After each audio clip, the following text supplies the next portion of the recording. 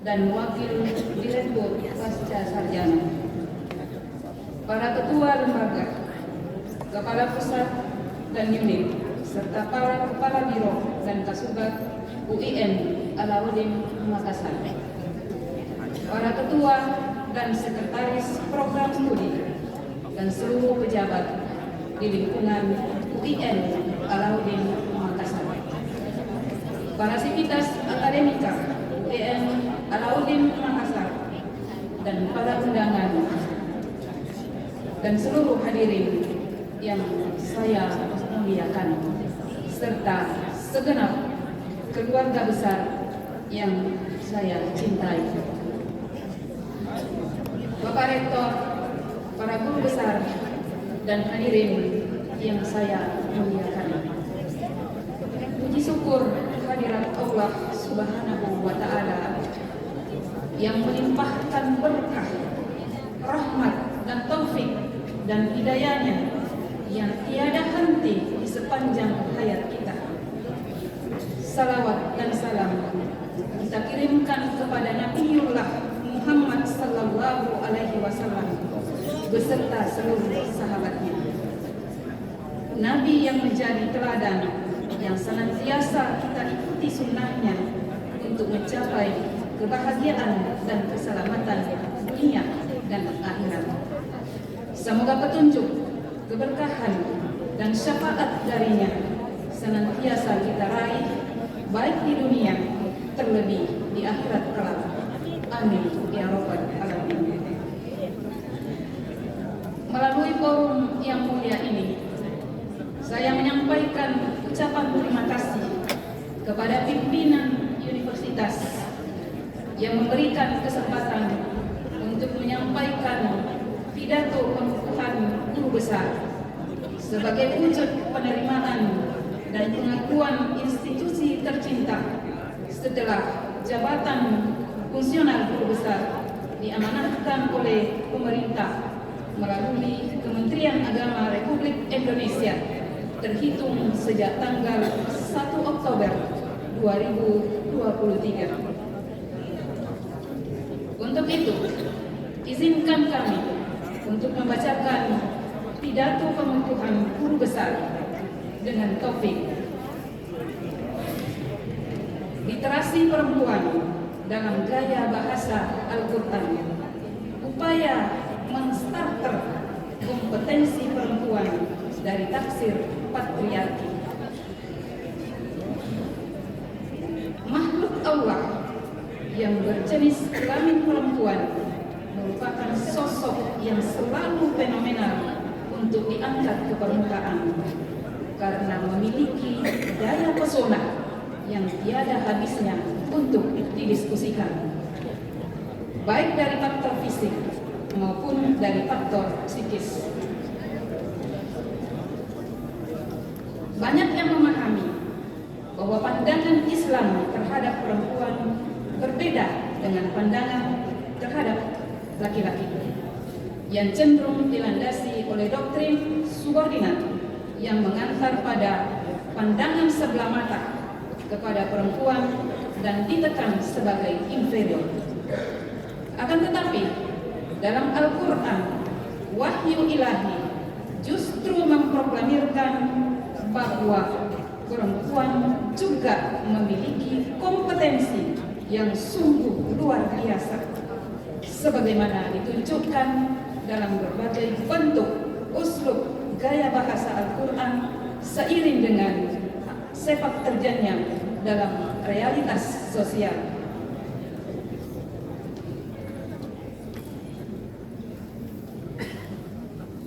Dalam Quran Surah Al-Ahzab ayat 33, frase wakarna fi buyutikunna, yang mana fi'il amarnya ditujukan kepada perempuan, yang berarti bahwa tugas utama dan yang paling utama perempuan dalam memanage rumah tangga harus diperhatikan. Meskipun demikian, terbuka peluang besar untuk beraktivitas di luar. Ayat tersebut bukan justru membelenggu kebebasan muslimah dan membekukan kompetensi mereka untuk berekspresi.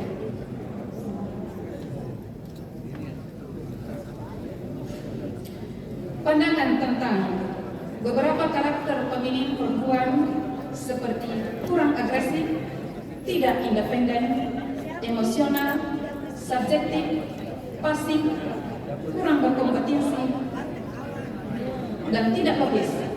Itu sebenarnya karakter yang tidak permanen, akan tetapi dapat berubah sesuai dengan kondisi psikologis perempuan.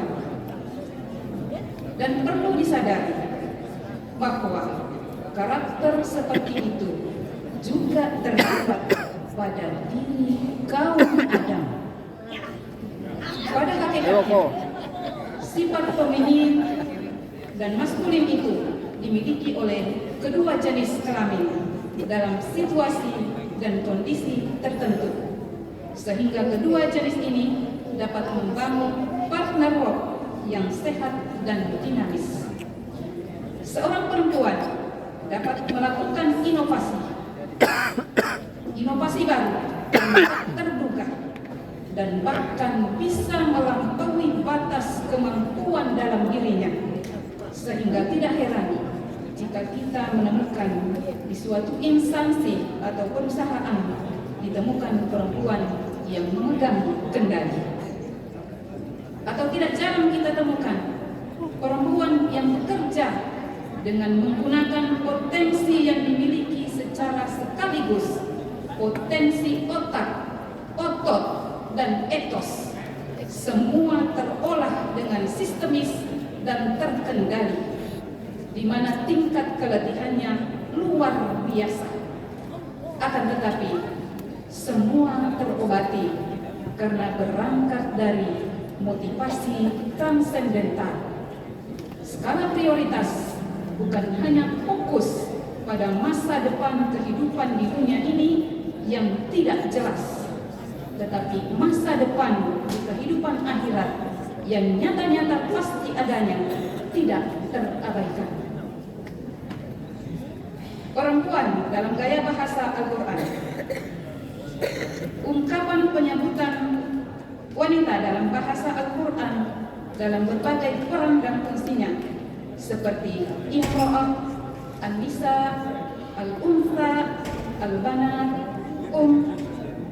dan termasuk nama surah. Terlalu panjang kalau saya mau jelaskan setiap item. Ungkapan gaya bahasa yang bervariasi yang digunakan Al-Quran dalam menyebut sosok perempuan dengan proporsi yang lebih banyak dibanding penyebutan sosok laki-laki, baik dari segi peran, fungsi, status, tugas maupun jenisnya, menunjukkan bahwa tugas dan tanggung jawabnya sungguh sangat berat. Meskipun demikian, Allah memberi kemampuan untuk itu berfungsi ganda dengan melakukan tugas dan tanggung jawab di sektor domestik dan sektor publik. Gaya bahasa Al-Quran yang bersifat universal dan tidak semata bersifat maskulin. Dalam Al-Quran terdapat ayat yang khusus ditujukan kepada laki-laki dan khusus ditujukan kepada perempuan. Hal ini menunjukkan bahwa terdapat unsur perbedaan secara mutlak. Namun demikian, terdapat pula banyak ayat yang secara bersamaan ditujukan kepada kedua jenis ini. Dan ayat seperti inilah yang dapat digeneralisir sebagai ayat yang mengandung kemitraan, sebagaimana ditemukan dalam ayat-ayat Al-Quran seperti lafaz az-zakar wal untha digunakan secara bersamaan dalam satu ayat yang berorientasi pada aspek biologis jenis kelamin. Lafaz ar-rijal dan an-nisa, lafaz muslimun dan muslimat, lafaz sabirun was-sabirat, lafaz mukminun wal mukminat. Dengan memperhatikan setiap penggunaan lafaz tersebut, memberikan pemahaman bahwa manusia sebagai hamba Allah tidak terdapat perbedaan antara laki-laki dan perempuan untuk meraih kemuliaan, karena keduanya memiliki potensi dan peluang yang sama. Adapun yang membedakannya hanyalah kapasitas ketakwaannya. Uslub Al-Quran secara implisit dan bersifat universal. Variasi uslub dalam Al-Quran yang menunjukkan gaya bahasa Al-Quran yang mengandung makna secara implisit, seperti lafaz Al-Walidain yang berarti kedua orang tua, Bani Adam yang berarti anak cucu Adam, yang di situ terdiri dari jenis laki-laki dan perempuan, An-Nas, kemudian penyebutan identitas laki-laki isim muzakkar, tetapi yang dimaksud oleh firman Allah tersebut juga mengikut pula isim muannas, seperti kewajiban perintah berpuasa yang terdapat pada surah Al-Baqarah ayat 183. Kemudian isim mausul allazi atau allazina yang merupakan bentuk muzakkar tetapi pada umumnya mencakup juga muannas. Gaya bahasa yang digunakan Al-Quran tersebut keduanya saling memiliki relasi yang berkaitan dengan hak dan kewajiban dan tanggung jawab yang seimbang, adil dan merata. Sosok perempuan superior yang diabadikan dalam Al-Quran.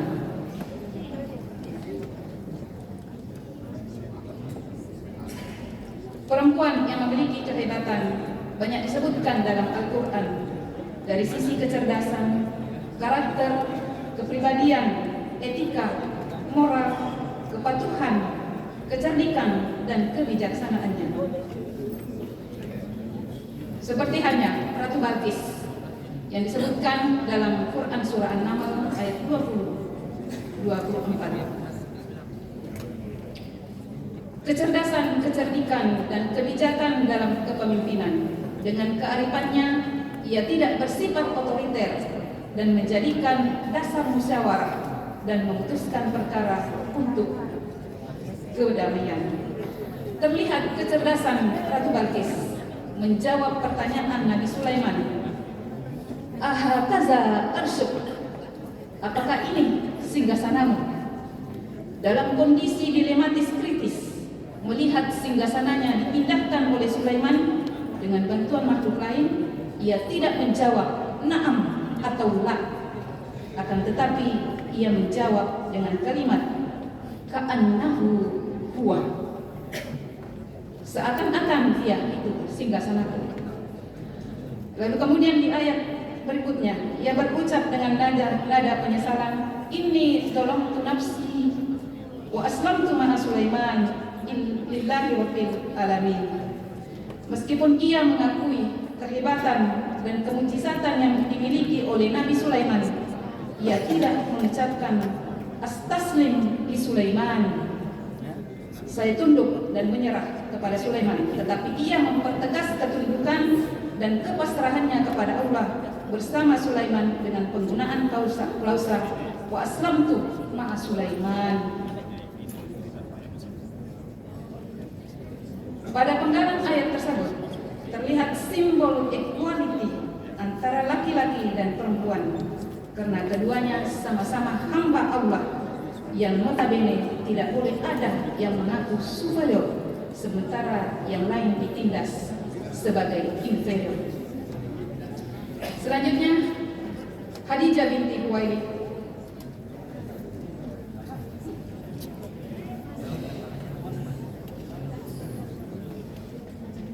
Secara implisit dalam Quran surah Al-Alaq ayat 1 sampai 5, wanita cerdas dan kulit, sukses dalam bidang perdagangan dan perekonomian, teguh pendirian dan berbudi luhur. Di saat menjelang wafatnya, Khadijah memanggil putrinya dan berbisik, "Aku yakin ajalku segera tiba dan takut akan siksa kubur. Mintakan kepada ayahmu kain sorbannya yang biasa dipakai menerima wahyu untuk dijadikan kain kapanku. Betapa hebat perempuan ini, hanya meminta kain kapan menjelang akhir hayatnya. Selanjutnya Asia binti Muzahim. Keteguhan iman, teladan yang memiliki keteguhan hati sebagai pejuang yang hidup di bawah tekanan raja dan komitmen yang sangat kuat dalam mempertaruhkan jiwa dan raganya dan rela menerima risiko apapun demi mempertahankan keimanan dan keyakinannya daripada mendapatkan kesenangan hidup di lingkungan kerajaan yang diperintah oleh suaminya sendiri, Fir'aun yang zalim dan kafir. Saya persingkat sedikit.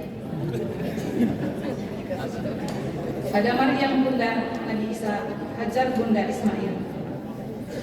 Keberadaan kisah dan konsep wanita dalam Al-Quran dengan berbagai macam karakteristik sigat dan gaya bahasa serta kisah sosok para wanita hebat yang diabadikan bukan hanya menjadi mukjizat dari sisi keindahan uslub bahasa, tetapi juga memenuhi fungsi-fungsi normatif yang mengandung makna bahwa Allah memberi perhatian besar kepada perempuan.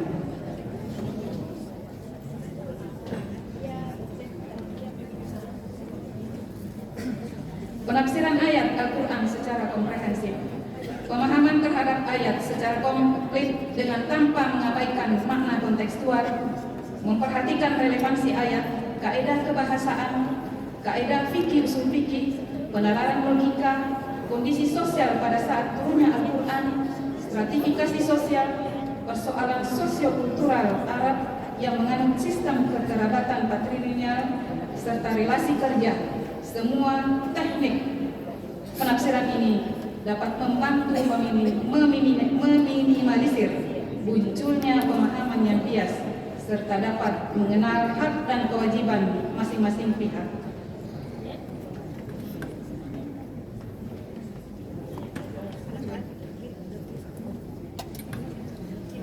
Ada banyak pemahaman tentang ayat yang menjadi bias, kontroversi, tentang kewarisan, tentang kepemimpinan, tentang kesaksian, tentang asal penciptaan manusia, tentang perintah bagi perempuan untuk menetap di rumah. Sekali lagi bahwa untuk meminimalisir pemahaman yang memihak, maka perlu penafsiran secara komprehensif. Beberapa ayat yang juga dapat menjadi rujukan di mana disebutkan bahwa perempuan dan laki-laki memiliki akses yang sama dalam berkarya dan mendapatkan hak-hak sesuai dengan tuntunan agama, seperti Quran Surah An-Nisa ayat 32, Quran Surah An-Nahl ayat 95. Beberapa ayat tersebut dapat membantah pemahaman klasik sekaligus mendukung egalitarianisme. Laki-laki dan perempuan tidak bisa hidup sendiri-sendiri dan harus saling membantu. Keduanya memiliki akses yang sama, tanggung jawab yang sama, dan saling menghargai, serta harus saling mengakui peran masing-masing. Karena tidak jarang ayat-ayat yang mendukung kemitraan ditafsirkan sesuai dengan selera kaum Adam dan memperkuat tekanan pada perempuan. Sudah dapat catatan. Saya tutup. Dengan memadukan dan mensinkronkan antara hasil kajian analisis teks Al-Quran dengan data-data dan fakta di lapangan tentang kemampuan keterlibatan perempuan di dunia kerja, menunjukkan bahwa semua ini menjadi bukti yang menunjukkan kekuatan dan kemampuan perempuan secara hakiki, sehingga tercipta pemahaman dan pandangan secara komprehensif yang dapat mengantar kepada perlakuan yang lebih arif dan bijaksana dan terbuka ruang untuk bermitra. Kompetensi perempuan dalam Al-Quran dan dalam realitas sosial merekomendasi bangunan simbiosis mutualisme dalam relasi kerja yang sempurna, saling mendukung, saling menghargai dalam koridor yang berakhlak dan beretika. Bapak Rektor dan hadirin yang saya muliakan.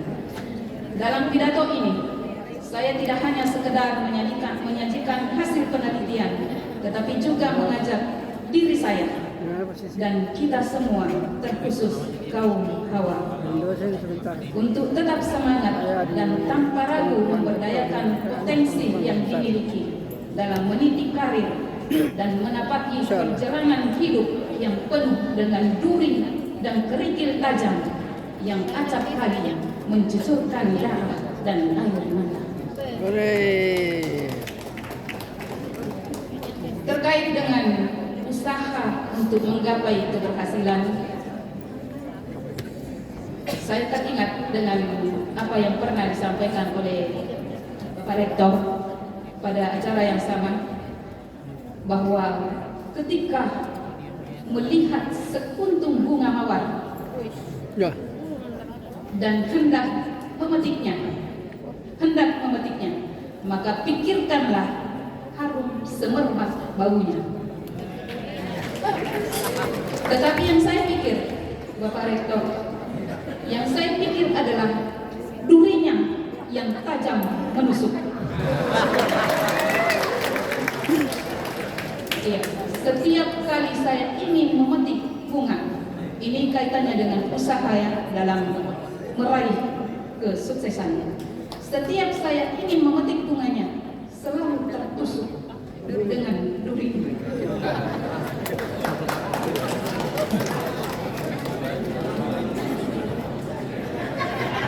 Tetapi dengan usaha tanpa putus asa, disertai dengan kesabaran dan ketekunan, doa penuh harap kepada Allah, maka Allah menunjukkan jalan keluar dan memberi solusi. Wa yattaqillaha yaj'al lahu makhraja wa yarzuqhu min haitsu la yahtasib wa may yatawakkal 'ala Allahi fa huwa hasbuh. Di sini saya diajarkan untuk tidak berputus asa. La tai'asu min rauhillah. Jangan berputus asa dari rahmat Allah. Saya berterima kasih kepada guru saya, Dr. Haji Mardan, yang sering mengingatkan saya untuk tidak berputus asa.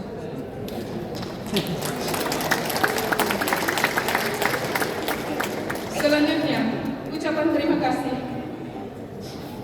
Bapak Rektor, para guru besar, dan hadirin yang saya muliakan. Izinkan saya menyampaikan ucapan terima kasih saya kepada semua pihak yang berkontribusi dan mendukung perjalanan kehidupan akademik saya hingga hari ini.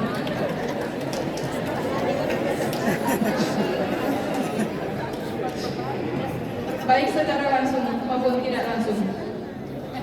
Pertama dan yang paling utama, saya ucapkan Alhamdulillahirabbil alamin kepadamu ya Allah yang Maha Rahman dan Rahim, atas tuntunan, petunjuk, izin dan ridha-Mu sehingga hari ini saya dapat berdiri di sini di forum yang mulia ini di hadapan hadirin yang terhormat.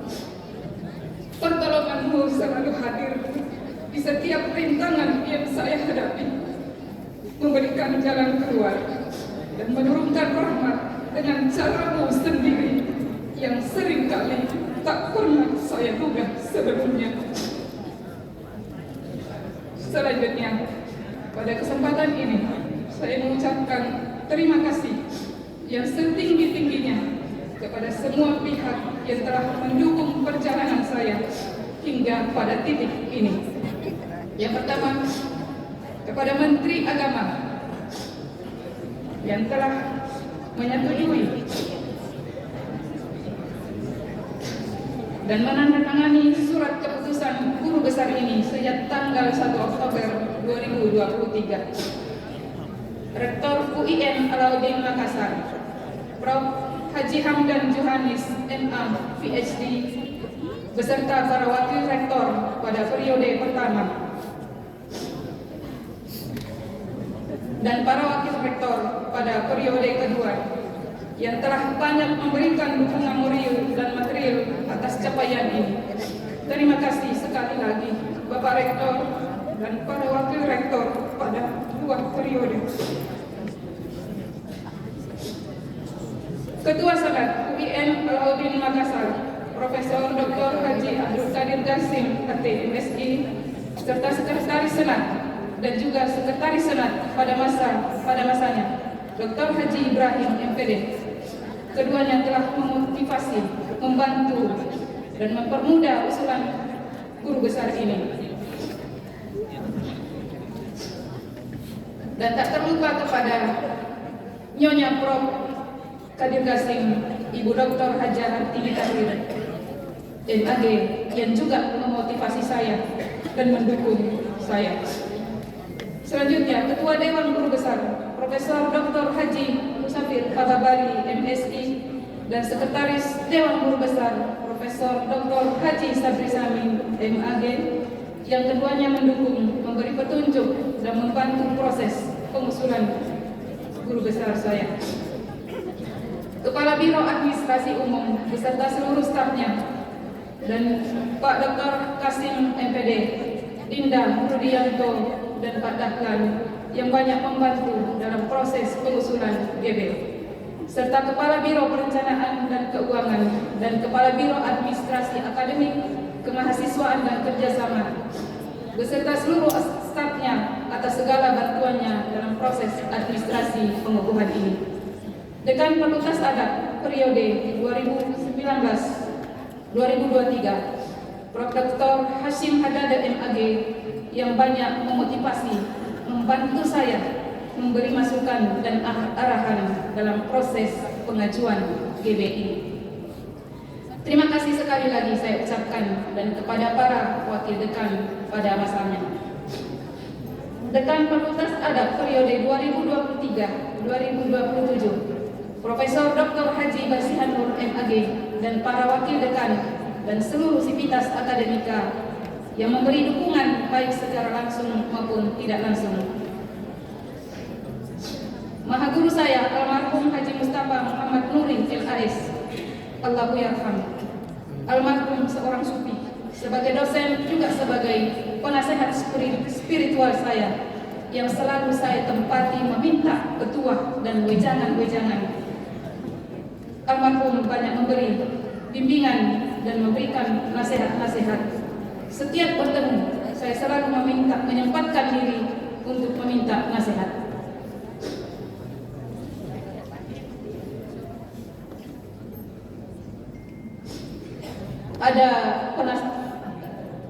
Ada nasihat almarhum Haji Mustafa Muhammad Nuri, mungkin tidak ada salahnya saya share di sini.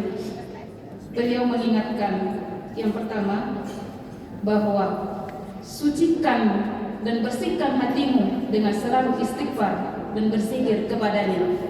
Jangan melulu dunia dipikir. Yang kedua, beliau menyampaikan, sebelum keluar dari rumah menuju kampus, doakan mahasiswa yang akan kamu hadapi agar pikiran mereka terbuka dan memudahkan mencerna pelajaran. Yang ketiga, berangkat ke kampus dengan niat yang ikhlas. Jangan ke kampus untuk mengajar karena motivasi honor, money oriented. Pesan ini sangat berkesan. Selanjutnya, Maha Guru saya, Profesor Dr. Haji Muhammad Galib Matola, MSI, Profesor Dr. Haji Mardan, MAG, Profesor Dr. Haji Muhammad Rusdi Halid, MA, almarhum Dr. Kiai Haji Mustamin Arsyad, LC, MA, Profesor Dr. Haja Amra Qasim, LC, MA, Profesor Dr. Haji M. Rahim Yunus, MA, Profesor Dr. Haji Kamaluddin Abu Nawas, MA, Profesor Dr. Ahmad Abu Bakar, MA, Profesor Dr. H. M. Dahlan, MAG, almarhum Profesor Dr. Haji Daniel Jalaluddin, LC. Saya banyak berinteraksi dengan beliau karena mulai semester 1 saya diajar sampai selesai. Ada nasihat dan petuah almarhum juga sangat membekas pada diri saya. Beliau menyatakan, perbanyak belajar pada orang yang sukses dan berhasil. Jangan justru mencari-cari kekurangan orang yang sukses untuk menutupi kekurangan diri kamu sendiri. Selanjutnya, Ibu Dr. Haja Latifah Salim, almarhum Dr. Samsues Salihima MAG, yang kesemuanya telah mengajar, membimbing, mendukung dan memotivasi serta seluruh dan selalu memberi pencerahan, sehingga hari ini saya dapat berdiri di tempat ini. Dan terima kasih pula yang tak terhingga kepada seluruh guru-guru dan dosen saya yang tak sempat saya sebut namanya satu persatu, mulai dari TK, SD, Sanawiyah, Aliyah, S1, S2, dan S3. Semoga ilmu mereka menjadi amal jariah. Ketua dan Sekretaris Prodi Ilmu Perpustakaan beserta seluruh dosen dan stafnya, terima kasih atas bantuan dan supornya. Kepada Ibu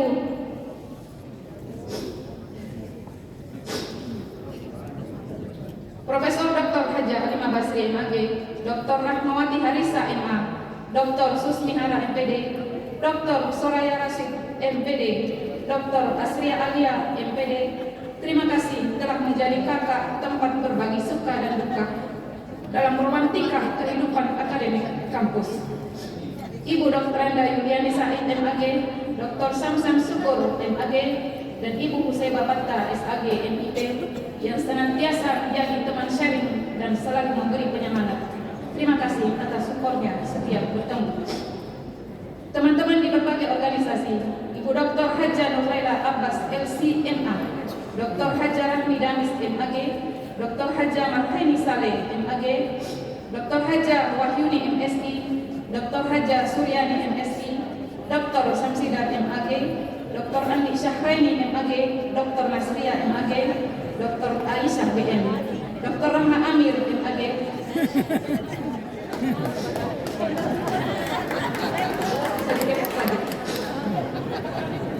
semua menginspirasi, penuh semangat dan keceriaan. Teman-teman alumni S1, tak perlu saya sebut lagi namanya, sudah berapa kali disebut. Seluruh keluarga tercinta, tanpa kecuali sepupu-sepupu, tante-tante kemanakan yang terasa seperti saudara, yang tidak bisa saya sebut namanya satu persatu. Terima kasih atas hubungannya semua. Saudara-saudara saya, Kamindro, Amri, Asri, Budi, dan Gusti, serta seluruh adik ipar saya, terima kasih untuk semuanya. Kepada kedua orang tua saya, ayahanda, almarhum Haji Andi Nasur, yang tak dapat menyaksikan acara ini. Allahumma ighfir lahu warhamhu wa'afihi wa'fu anhu wa akrim nuzulahu wa wasi' madkhalahu. Dan Ibunda Haja Siti Maryam yang alhamdulillah sempat hadir hari ini. Terima kasih saya ucapkan keduanya. Terlalu miskin bahasa untuk mengungkapkan ucapan terima kasih saya. Dan saya tidak bisa membalas dengan apapun. Saya yakin dan percaya bahwa tidak akan mungkin saya berdiri di tempat ini tanpa dukungan, keridhaan, dan doa-doa keduanya. Semoga keduanya selalu dalam ampunan dan kasih sayang. Amin ya rabbal alamin. Dan terakhir sekali, saya ucapkan terima kasih kepada seluruh undangan dan hadirin serta keluarga yang menghadiri acara pengukuhan ini. Semoga bernilai ibadah Allah. Atas segala perhatian Bapak Ibu dan hadirin sekalian, saya ucapkan banyak terima kasih dan mohon maaf atas segala kekurangan. Sekian, wassalamualaikum warahmatullahi wabarakatuh.